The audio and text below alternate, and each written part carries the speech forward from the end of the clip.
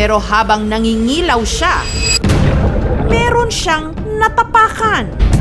Ang cellphone, ibinabad niya sa bigasan ng 1 linggo para raw matuyo. Tinakpan ko para matuyo, pero kinain pa rin namin yung bigas kahit na medyo nangamoy na kasi wala na kami pansaing. At pinarepair nila ito. Maya-maya pa, ang cellphone Paano kung hindi?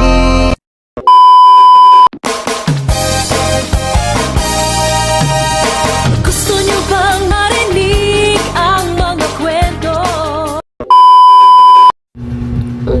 Taro, may paminasando pa doon ka mo. So, ay na mo ba ka? So, kisa mas...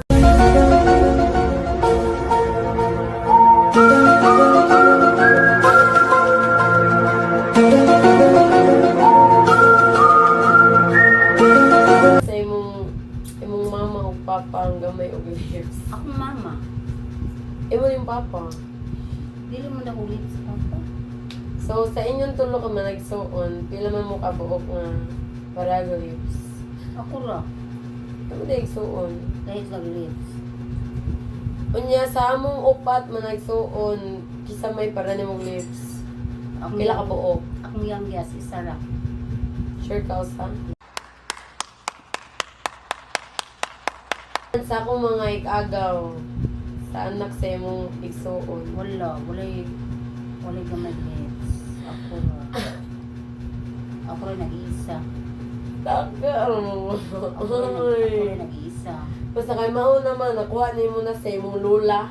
Mama na ko, Jud. Ay mo ganing mama, akong lula. Oo. O, nakuha na sa imong mama, imong gamay nga lips. Mm. Then sa imuara, sa inyong igsuon. Mm. Then sa Ako ra Ano the igsuon? one. Ay, Sarah. ang the one ra. The one Okay, gamay thank lips. you ma'am. Thank you for your cooperation. Welcome.